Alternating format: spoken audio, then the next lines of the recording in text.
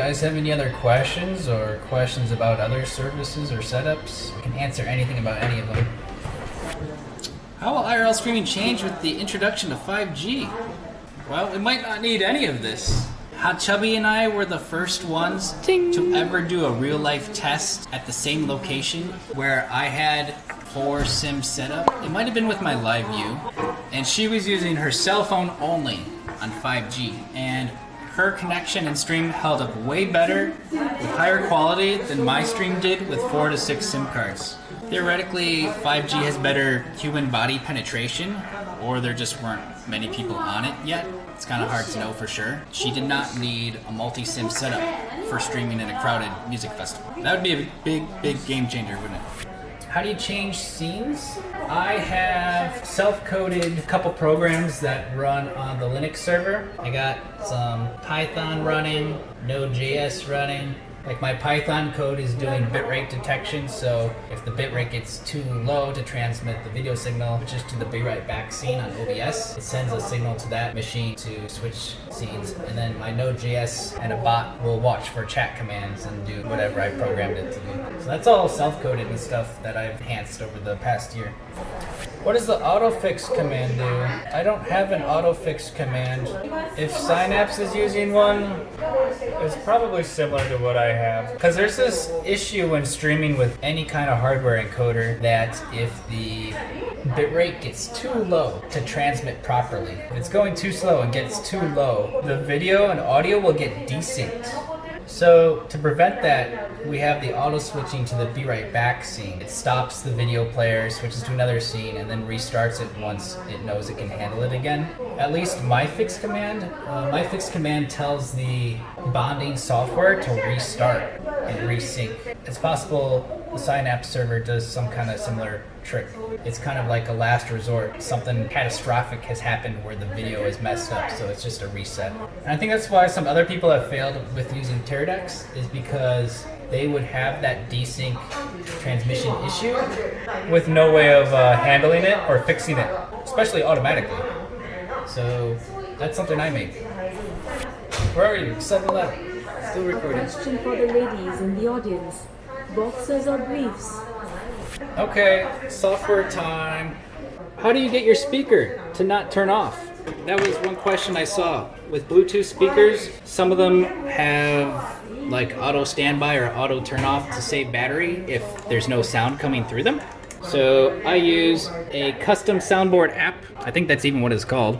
And then I have a file with white noise. Basically nothing's playing and it's on a loop. So basically it's always sending a signal to my speaker without actually playing anything, and then it never turns off. That's just the trick for my speaker. I don't necessarily have the best one. Some turn off, some don't automatically. I'm using Stream Elements. A lot of people use Streamlabs, but I'm using Stream Elements, and they have this background mode, allow companion to run in the background now. So I don't actually have this open at all in the foreground while I'm streaming. I'm using this because I can read chat more easily.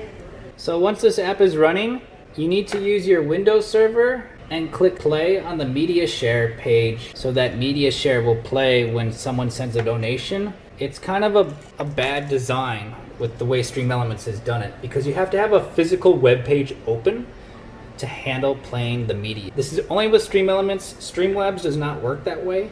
If you are using the Streamlabs app, it will handle everything on the phone itself and you won't need to run it somewhere else. I like to use Dank Chat for reading chat because it's easier and it supports BTTV, Franker Faces. Also, when we were doing a collab stream over the weekend, I can quickly swap between different chat rooms on Twitch so I can monitor like everything going on. They have dark mode. I'm just using light mode because it's really bright outside and I can't see when it's sunny and the phone's in dark mode. So yeah, those are the 3 apps I use. I don't use anything else anymore. This has evolved over the years, and I used to use different techniques for sending audio from the server to my phone. There's an app called SoundWire that'll transmit everything your server hears to your phone. I don't really need to do that anymore, but maybe you want to use that. The app is called SoundWire.